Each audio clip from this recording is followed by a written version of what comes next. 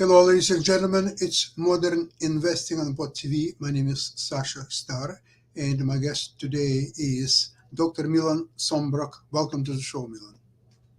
Thank you for inviting me. Delighted to be here. I hope I can contribute something. Yes, please go ahead and contribute right away. Last week, Sasha, you said you didn't want to get involved with any tax advantage portfolios because you didn't want any regulations that you need to face with those. And while in your case that might work, for majority of people it would not work. And the advantages, the benefits of tax advantage portfolios are enormous. Either they are allowed to grow tax-free your entire career, it could be more than 30 years without paying taxes. And then when you start withdrawing from those portfolios, you pay at your marginal tax rate. That's an enormous saving. Other ones, you pay taxes and then put the money into them, and they can grow for years and years and years without paying taxes on the growth. And when you withdraw them, you don't pay taxes on the growth. So, in Canada, we have registered retirement savings plans and education plans and registered income funds. There are about 7 in Canada. In the United States, you have IRA accounts and Roth accounts and 401k accounts, and there are half a dozen or so in the United States where the benefits of the tax-free growth are enormous. In Britain, you have the individual savings account. Individual savings account, similarly, you can put in a large amounts. I think it's something like £20,000 annually without paying taxes on that money. And then it grows your entire career, which could be 30, 40 years without paying taxes. The advantages are really enormous. You cannot ignore them. Market wizard, which I believe you might be, might not want the regulations that come with tax advantages portfolio, but that does not apply to the rest of us. The benefits are enormous. As you recall, you just said that what I said last week was that I don't want to be in tax advantages account. So I was talking about myself. I didn't recommend anybody else to do that, as you understand. Good. Yeah, right on. Yeah, for yourself. So therefore, what I would say is you have goals when you have an account, for example, and in my case, fund portfolio account is to grow my portfolio the most aggressive and the best and well-managed possible way. So therefore, any regulations can derail that strategy. And I don't care about the taxing because for me, it's all right to make all possible profits and pay some taxes on that.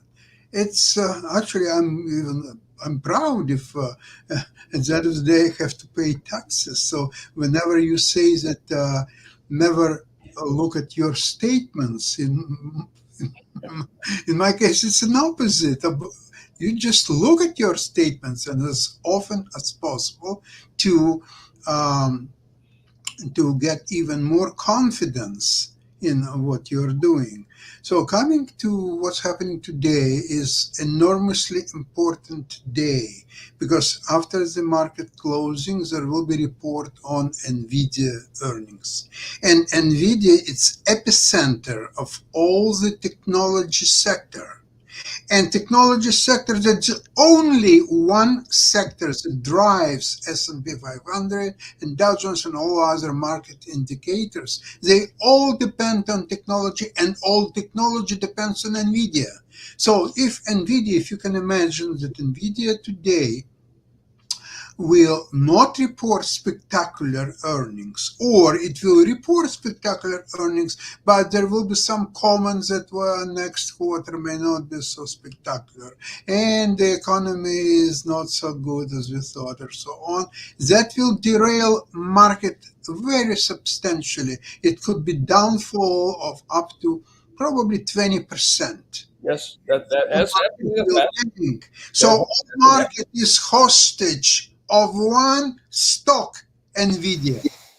All markets, all technology sectors, everything to depends on one single stock. Can you imagine? Have you ever seen anything like that? Sasha, David Svensson, the late David Svensson, who managed the Yale endowment portfolio, which was the fastest growing portfolio of any university endowments, said that stock selection has no impact on portfolio performance.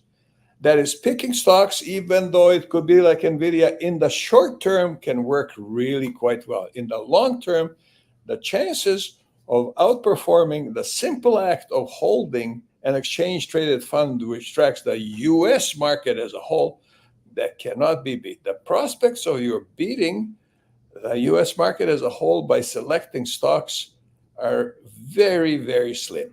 And it takes somebody who is a market wizard, which you might very well be, to do that. Most people can not do it. The other thing about what you're doing is following NVIDIA or any technology stocks. It requires constant attention.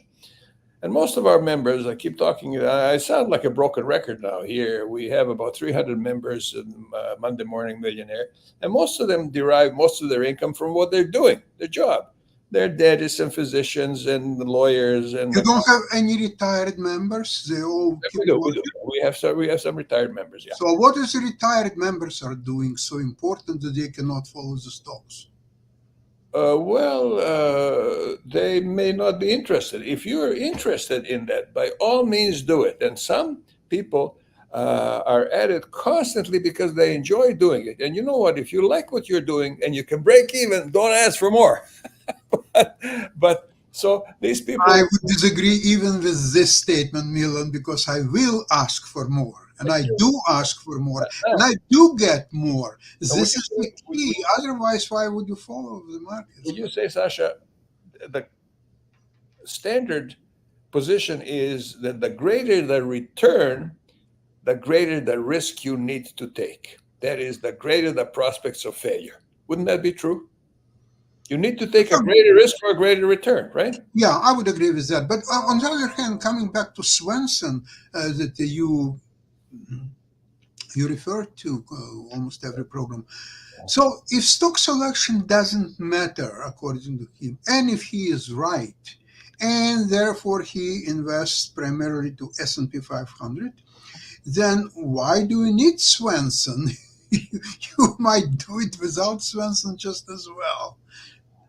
Yeah, you don't need Svensson. You just need to follow what he stated. Like, for example, Warren Buffett has one of the most impressive performance records. He's averaged something like 19% annually for more than 60 years. And Warren Buffett is not a stock picker. He is a business picker. And it looks like he's picking stocks because many of those businesses are traded on the stock exchange. So it looks like he's picking Coca-Cola as a stock. He isn't. He's buying large chunks of Coca-Cola. Something interesting. Berkshire Hathaway just had its May meeting. They have a meeting for the first weekend in May every year in Omaha. And I had nothing but Berkshire Hathaway for more than 50 years, and I attended those meetings. And if you're within walking distance of the meeting venue, you have to rent a hotel room for 4 days for a one-day meeting. That's capitalism. If you don't charge what the market will bear, you shouldn't be in business. So these hotels are charging you 4 nights stay. You don't have to stay the 4 nights, but you have to pay for 4 nights because you can walk to the meeting. So, yeah. So Warren Buffett, who looks like a stock picker, is really a business picker. But recently, he personally took Svensson's advice to buy shares of the U.S. market. That's important. If you take a look at all the other markets, some of them have done very well in the short term. In the long term, the U.S. market has been the best performing market in over 100 years, close to 200 years.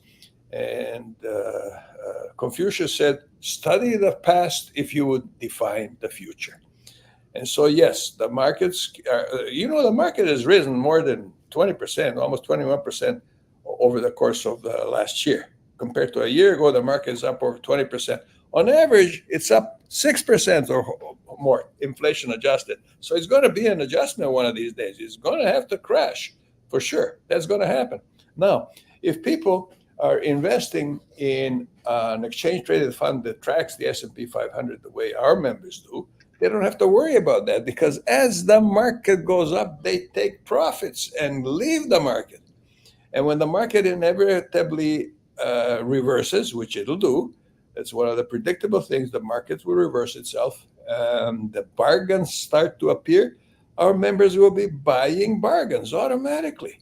So a couple of things are important. One is that markets will, as we mentioned earlier today, can drop as much as 20% in 1 year. So the money that we will need in the next year or two or three should not be in the market. A year, 2, 3, how many years? That depends on our age and depends on our risk tolerance. But certainly, market that we'll need soon does not, the money that we will need soon does not belong in the market. So now the market has given the best returns of any investment, generally speaking.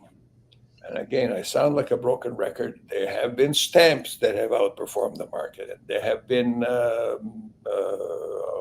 real estate areas that have outperformed the market. But generally speaking, the U.S. market has been offered the best returns for over 100 years, 6.2% inflation adjusted. Now, advisors of all sorts claim that we can live on 4% of our portfolio in retirement. And if that portfolio is growing at 6% annually, and we can teach a 12-year-old how to equal the U.S. market in a matter of minutes, less than that. Here it is. Buy an exchange-traded fund which tracks the S&P 500. SPY happens to be the best because it's the oldest, the largest, has the narrowest bid-ask spread. And so, when you're buying from security, you're buying it from someone who is selling it. If it goes up, you're right, the seller is wrong. If it goes down, you are wrong, the seller is right. And probably a market maker is involved in this whole situation. Most investors wouldn't even know what a market maker is. And market makers have a reasonably modest income. However, they're all multimillionaires, and some are billionaires from having inside knowledge, which they're using. I'm not aware of any market maker ever been disciplined for using inside knowledge. So it's a great career for your children. But it's very simple. Buy the U.S. market as a whole. Don't have anything in the market that you're going to need in the next few years, and have an asset allocation that's roughly 50-50, 50% market, 50% cash. 60-40 also works, 45-55, 55-45. None of that's really important. The important thing is to have a large amount of cash available so that when the market drops and bargains abound, you got the cash to buy them. Wall Street doesn't like that. They don't want any money sitting on the side because they're not making anything off that. They want you to actively trade, and they encourage that in every way possible. So, I sound like a broken record because I keep saying this all the time, but it works so effortlessly. And as you said, you want to do much better than that, you have to take greater risks. You take greater risks, your chances of losing increase. I can't recommend. A quick question. If you're satisfied with the return in your portfolio 6%, so we will take out 4%, and 2% is left. But the 2% is well below inflation. So in fact, on your remaining portion of portfolio after taking out 4%, you are losing your purchasing. Sasha, you're right about that, Sasha. That if you have, the market's gone up over 20% compared to a year ago. If you factor inflation in, it's hardly gone up at all. If you put inflation into the equation. If somebody taxed our income at 100%, we would either leave the country or cheat. But if our portfolio goes up 2% in an inflationary period of 2%, that's exactly the same as 100% income tax rate. And yet people accept it. So Investing in the stock market is certainly the best way to go, and it can also be the simplest way to go, but it isn't something that Wall Street wants because they make money from having people like you and me trade actively. And most investors don't equal the market. And equaling the market is something that we can teach a 12-year-old to do in a matter of minutes. And so, Certainly. just a second, why would you not be satisfied to continue living the way you have lived your whole life? Why would you not be satisfied to continue living that way in retirement? Okay, I'll tell you. First of all, I and my wife we like to travel. And if you travel, we want to fly first or business class. We want to Yeah, stay in the best 5 to 6 stars hotels sure. without thinking about that, oh, we spend so much money, maybe we shouldn't. I don't want to even think about it. All what I have to do is to tell my travel agent what I want, and travel agent has to deliver. And I never discuss prices because whatever the price is, I pay this price. And that could come only from extraordinary returns on my investment. Now, if I will be satisfied with 6% and take it out 4%, I would hardly be able to afford this travel, first class, business class, hotels, and the best restaurants or so. I wouldn't be able to afford it. Okay, a So, couple of things here. A much couple of deal. couple of things here, Sasha. First of all, not important, but there is no first class travel in Canada, only business class. So that's unimportant. Business class. Try Singapore Airlines. Yeah. Okay. All right. Okay. So that's fine. So now, suppose that your income as a professional is such that allows you business travel, business class travel, and many professionals have that. $400,000 income for a dentist is not unusual at all. So you can travel business class. I've traveled business class my whole life. So now, if you are doing that, if that income is sufficiently high while you're working to allow you business class travel and three-star Michelin restaurants and so on, then and then it continues in retirement because you are investing safely. That 6.2% of a large amount will be a large amount to allow you to business class travel. Well, So except one thing, when you're talking about who people who are working and receiving income of $400,000 a year, if not more, that I would agree with you at all. But I'm talking about like in myself, I'm retired. yeah, I don't have well, I have pension and savings and so on. But again, if I would rely only on that, I would not be able to have the lifestyle that allows me to do so many things, which comes through investments.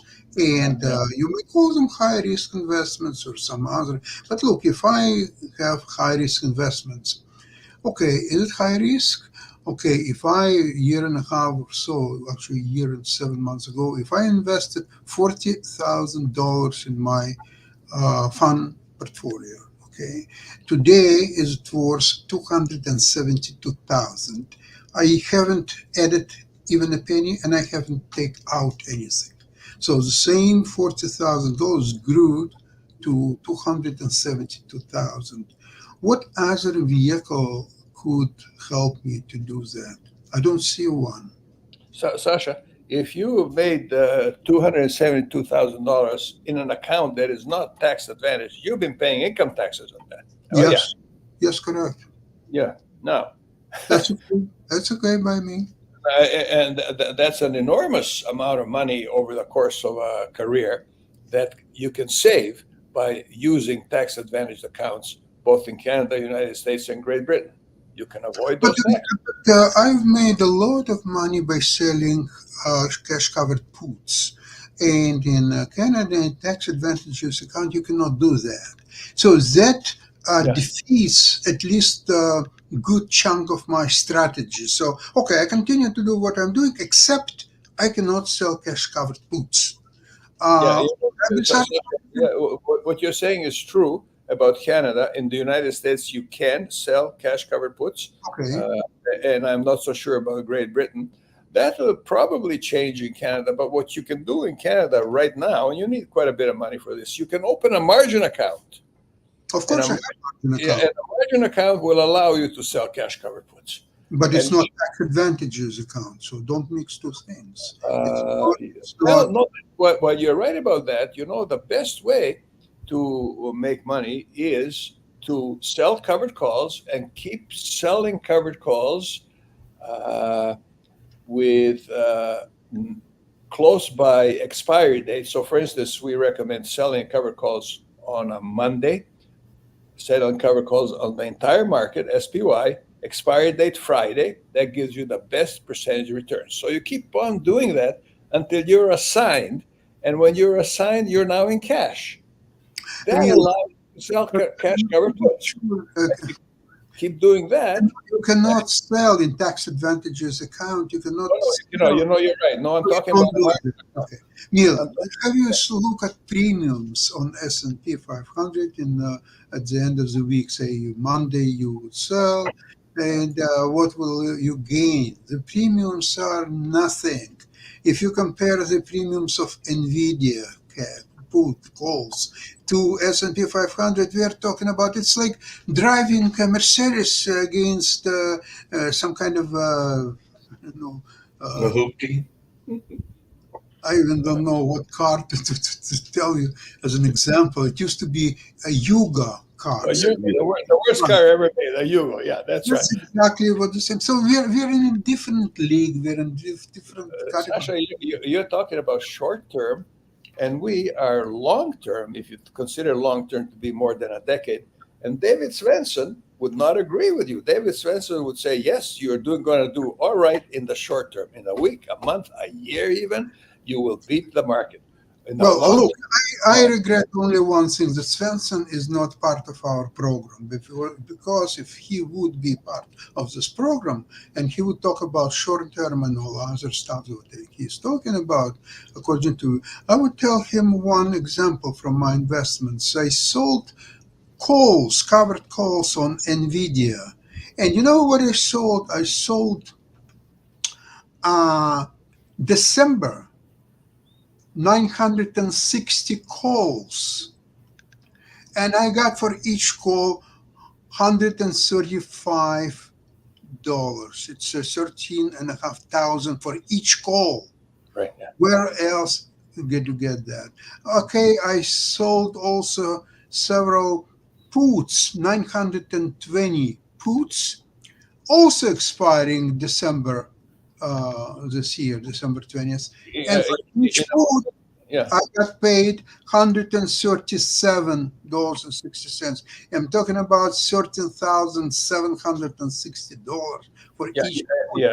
Where do you get this premium of S&P 500 or any other stock? Where do you get even close to that? Now, the cash cover puts that you sold, they were sold in a margin account, right? I have only margin account. I don't have any other account. Now, we recommend against margin accounts because Oh. that's one of the few ways that you can lose more than 100% of your money.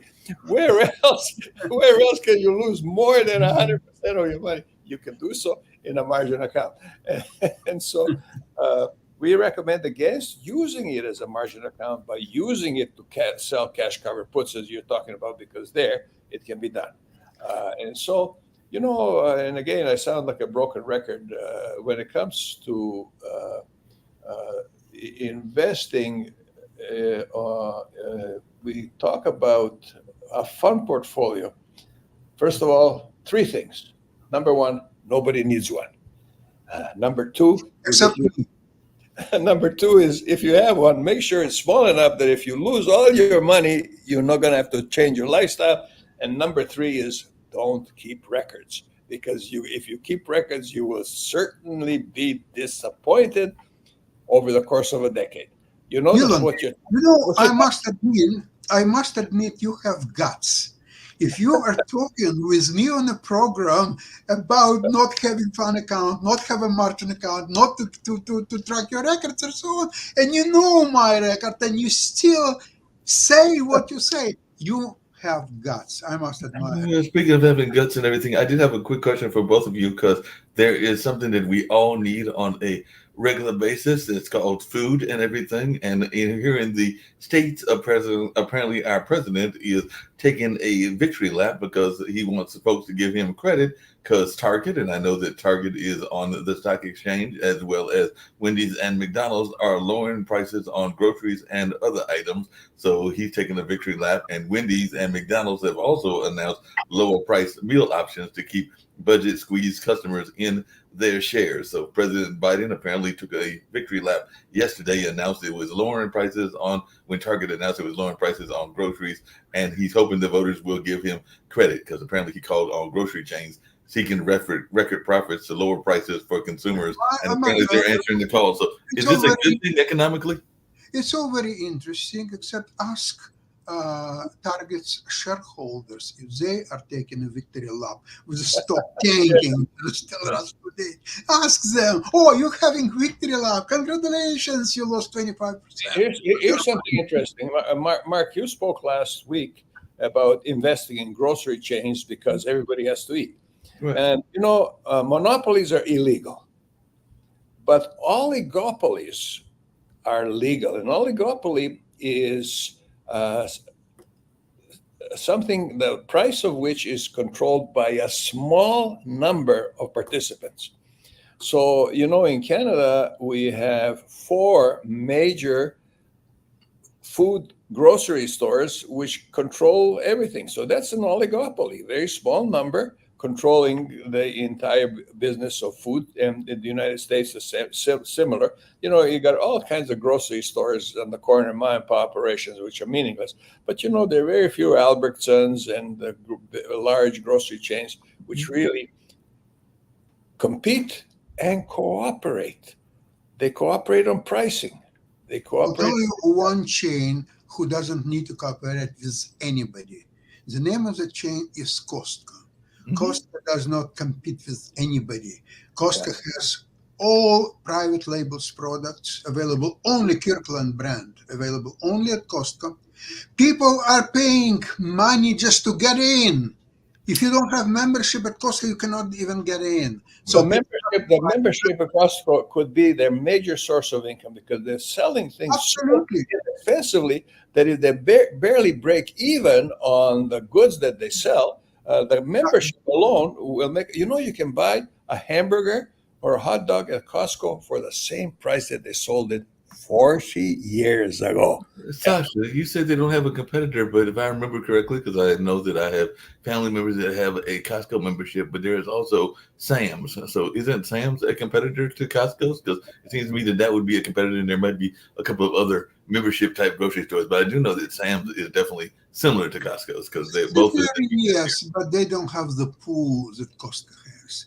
Because Costco has array of their own brand, Kirkland, which is a high quality product sold at the lowest possible price. And it's very distinct proposition. It's been around for years. And whoever Sam's or anybody who is trying to copy Costco, they cannot do the same job what Costco does. All of us are looking for 3 things. We're looking for a high quality, low price, and good service. And you cannot have all 3. You can only have 2 out of those 3. Even 2 is difficult. So Costco doesn't offer any service at all. Try and get an agent. When you go into Costco, try and get somebody to show you someplace. It's possible, but very unlikely. They offer no service at all. But they offer the low price, which is very attractive. So, the dollar store and its equivalent have done very well because of the low price. In the meanwhile, Bed Bath & Beyond, which is a company that offered wonderful service. If you go into Bed Bath & Beyond, we used to have one in Collingwood here, the associate will walk you to the area where you are looking for and give you comparisons, and the service was fabulous. But the price, you have to pay for it. And so people would rather go to Walmart and the dollar store where the price is low and the service is lousy. McDonald's requires all the kids who work at McDonald's to look at the customer in the eye and smile. McDonald's requires that. Now, I went to a dollar store the other day and I asked for something, and this lady said, "Over here," and kept walking without even turning around to smile at me.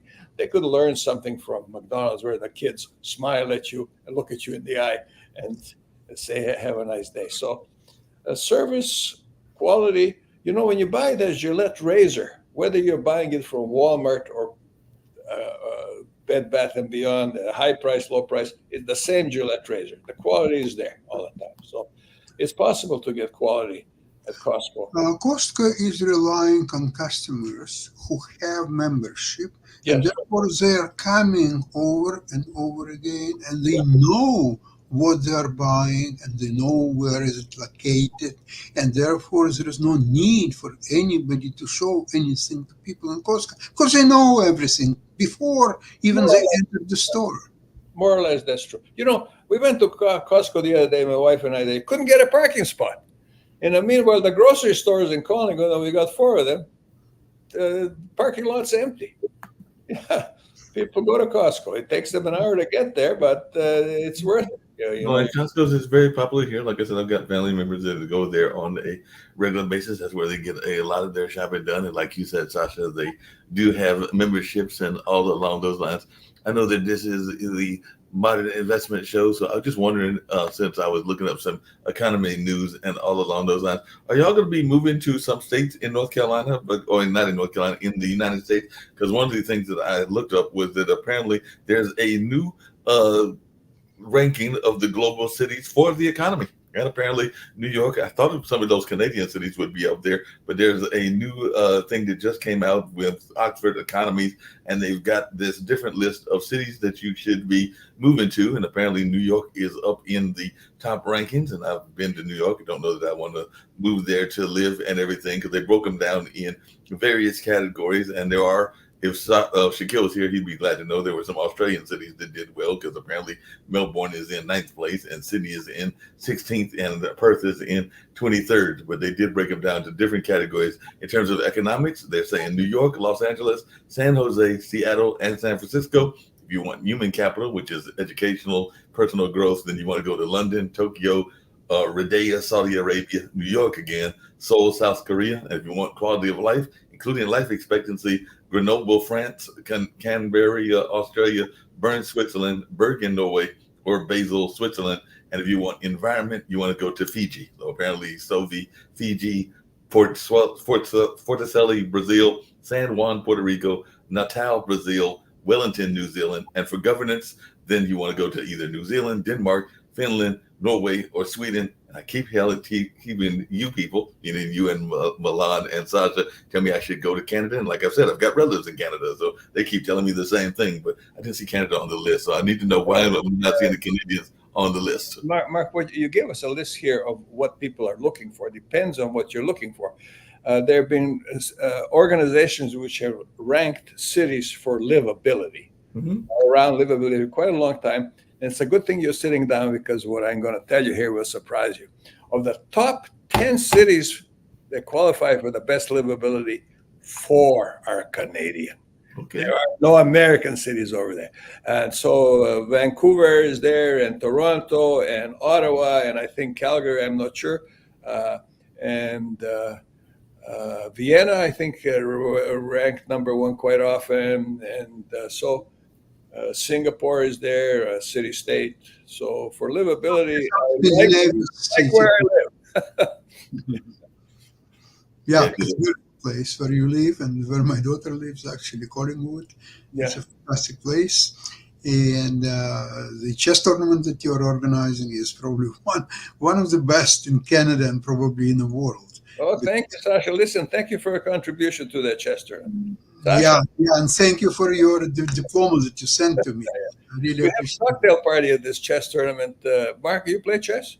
I played, but not nearly the kind of way that you and Sasha do. I would never claim to be a Well, master. I learned when I was a youngster, and I still play on occasion, but I've got to go get spanked, as they like to say, by Sasha at some point or another, because I know that he would definitely beat me, but it'd be fun playing him and all along those lines. And I look forward to taking a match with his wife as well. But I know she'd beat me even worse, because she's an even better player at everything. But I look forward to those defeats. the chess tournament that we have has unranked players, and it has international masters and everything in between. Ages ranging from 8 years old to 84 years old. And so then we have a cocktail party, which is quite unusual. And Sasha plays the piano at that cocktail party. He's a wonderful pianist. And so that gives it an element of uniqueness that's not available anywhere else. So if you think the tournament is good, Sasha, thank you for your contribution to it. Yeah. You're very And Nava, Sasha's wife, Nava, I played her chess one time, informally, no clock. And guess what? She beat me. How dare she? Shocking news. Yeah.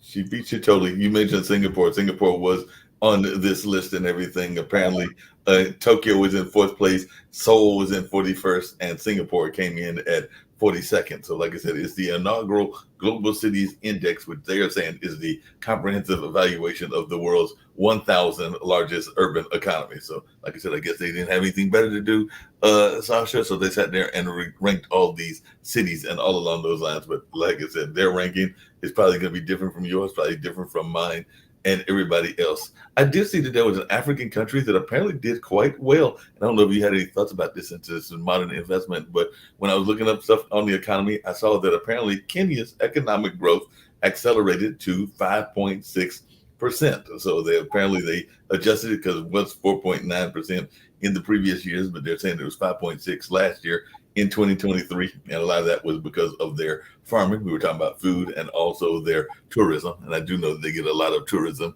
in that area. So what is our thoughts about African countries that may be doing even better than some of the Western countries? Because I don't even know how we're doing, but apparently they've had 5.6 economic growth. Mark, leaving the statistics for a second, I'll tell you that my wife and I visited Singapore for a few days back in 1990 because she had a tournament in Kuala Lumpur and it was fairly close to Singapore. So we stopped there for a few days. It was 34 years ago. Singapore at that time had a lot of things that nothing of similar is existing in North America, for example. Take Singapore subway. First of all, they had driverless cars. Yeah. They had rail tracks of such that whenever the train making turn, so it has accommodates the turn in the way that even if you don't hold on to anything, you will hardly move one way or another. So you can stay and you won't even feel the train making turns. Then when it arrives at the platform is enclosed. People cannot jump out under the train or anything because the platform is fully enclosed and it opens only when the train is already there. And it opens only where the doors are. So you can only enter the train or get out of the train. All this technology is available, but Singapore has it for at least 34 years, probably much longer, because I think that it exists. It's quite different now, Sasha. My wife and I were in Singapore recently. I have a colleague over there. And Singapore is an outstanding city. Taxis are so easily available. You have to pay an enormous amount of money for the right to buy a car. They don't want cars there. Cars contribute to pollution and congestion and so on. So you have to pay an enormous amount of money just for the right to buy a car. No need to buy a car because the taxis are all over the place. Singapore, more than a third of the land in Singapore is reclaimed. They used to be underwater. They reclaimed it. More than a third is reclaimed. And Singapore has a monopoly, a legal monopoly. The monopoly that Singapore has, and a monopoly is a wonderful way to make money. The monopoly that Singapore has is its location. That harbor, people need to stop there to refuel and to provision their ships. And that's been in place for a long time and continue to be in place. And Singapore charges for that. It's a monopoly. No, but the criticisms I've heard about Singapore, and I know that on our World Politics shows that Adam Lamparello is a big fan of Singapore, but he's also a big fan of what he calls a benevolent dictatorship. So, aren't they not part of a dictatorship as well? So, that's the only criticism that I've heard, because I've heard people say how wonderful it is, but then they sometimes criticize the government. They don't know anything about the government. Singapore is headed by a woman now, but previously Lee Kuan Yew headed Singapore, and he was really a dictator, but he was a benevolent dictator. You know, you're not allowed to chew gum in Singapore because gum on the streets costs money to clear up. You see Toronto streets, gum wads all over the place, cigarette butts all over the place. What about graffiti? Do you remember that case of young American who put some graffiti there, and he was ordered to give, I think, 10 whips Lashes, by lashes. specially trained personnel that, of course, if it would be implemented, he would be killed after 5 or 6. He would expire. So they changed it to only 4. And with 4, he survived. He's alive, and he's no longer going to. He earned those 4. If you throw a cigarette butt on the street of Singapore, you go to jail. And our streets are full of cigarette butts. That's unattractive, unappealing. Singapore is spotless. You can eat off the streets. Hey, Milan and Sasha, do y'all have, because I know here in Durham, North Carolina, I see them all the time. They frustrate me sometimes, but we just got out of this pandemic, and I can tell you that if I was to go out of my house and go to the roadside, the street side, and everything, that I would probably run across face masks, because a number of those face masks are laying on the ground. But is that an issue there in Canada as much? Because a lot of people just toss them off because that people aren't using them as much as they were during the height of the pandemic and everything. So I just wondered, is that something y'all see in Toronto and in Collingwood, where you are as well?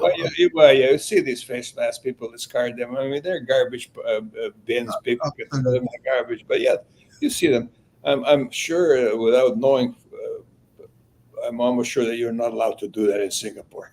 Yeah, and in Disney World, they know that somebody will carry a piece of garbage for, 20, 30 feet before they throw it away. So they got garbage disposal units far enough apart so that people can easily get there. So, and also the prices that Disney World, Disneyland is charging now, insane, but people are still going. If you don't charge what the market will bear, you shouldn't be in business. And that brings us to the inflation. I said on several shows that the 2% inflation is a thing of the past. There will never be again 2% inflation. It's going to be at least 3 and most likely 4 or 5%, because in capitalistic society, the businesses have to worry about return on investment for their shareholders. So if they can sell some kind of a unit, let's see, an ice cream, they can sell for $2.50. Why would they sell it for $2? So they would lose 50 cents on each stick of ice cream that they sell. It's not going to happen. Furthermore, if they will feel that people, maybe in the summertime, they will be willing to pay $3 for a stick of ice cream, they will charge $3 and maybe $3.50 if people are willing to pay this kind of money. So therefore, in my opinion, the inflation of 2% is absolutely a thing of the past. It will never be here again. That's why I'm skeptical on the interest rates would go down this year at all. Actually, they could be even raised. And therefore, you are, in my case, for example, looking for aggressive investments that can provide a decent return using options of all kinds and so on. So I will be able to beat inflation. Sasha, would you agree that there's never been a better time to be alive? In spite of the inflation that you talk about, and it's been around and it's going to remain, never been a better time to be alive. I agree with you. We learn to live with that inflation, and so we can manage to do so in the future as well.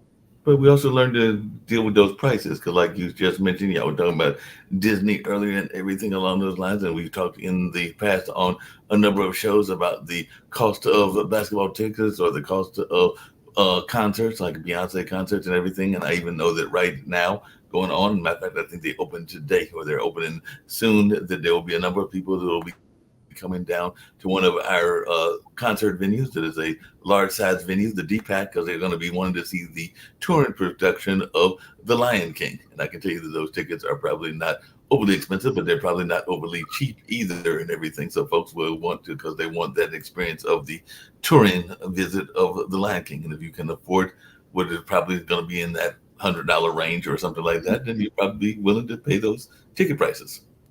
So two things are a result of that. One is the use of credit cards, which we didn't have 56 years ago, and the other one is both spouses working. It used to be that only the husband worked and the wife also worked, but she worked at home and took care of whatever needed to be done at home. Now both spouses are working, and the use of credit cards makes it possible to pay these exorbitant prices to hear a concert. Yeah, like you said, a concert, and I just looked up the prices, and those prices, I was right. It was in the $100 range. The tickets that I'm seeing right now for the ones tomorrow, the low price is $75, and it goes up to like $160 or $178, depending on where you want to seat in the area. So they are ranging from $75 to $178 for a seat at a venue that I think holds like about 4,000 people, and it's considered one of the top venues in the Southeast and everything. So it's a touring show, and a lot of people will choose to pay that. Like you just said, Milan, if you're going out with your wife and maybe you're taking a family of four, then you're looking at a minimum of $300 that y'all might be going to spend to take that whole family out to see the Lion King. Mm-hmm. Well, I must add that this show is available also on YouTube for free. If some people feel that I wouldn't spend either on YouTube or on concert, what is it, 2.5 hours show or so? I would not be able to spend 2.5 hours, even if it's free. I just won't be able to do it. But some people love it, so here you go. Take your credit card, buy the ticket. Oh, you have to pay also for transportation, parking if you go by car. You have to eat something before the show and after the show or so on. So it's going to be $500-600 expenditure. But listen, you'll have a hell of a time. And I would go to see maybe one of the hockey games or basketball games. But anyway, it's me. Yeah, and they're doing something unusual because I just looked it up. That apparently they're doing an online lottery, so a limited number of discounted tickets will be available to the winners of the official digital lottery. So you might get a chance to go there free, but you've got to be lucky enough to win the digital lottery and all in that space. And they're not the only venue that's done that. There's a couple of folks that are recognizing that things might be outside of people's cost metrics and everything. So then they try to come up with unique ideas, like the idea of an online lottery where you hopefully you are the one that wins, just like you're hoping to win the lottery that is supposed to support education here in North Carolina. It's supposed to support other causes in other places as well. But education is very important, Mark, and I would rather offer free ice cream, and that would a lot of people, I guess. What's the cost of dinner at a Michelin star restaurant? at a top restaurant, around here, you can probably spend several $100s at a top restaurant. If you were to go to one of our top restaurants along those lines, I mean, you can go to a cheap one or a medium cost one. I know some restaurants that are fairly decent that you might get a meal for each person paying somewhere around $25 to $30. That is fairly decent, but there's some others that are more top line where you might be winding and spending like $75 to $100. Michelin star restaurants could be $400 per person. Yeah, not including wine.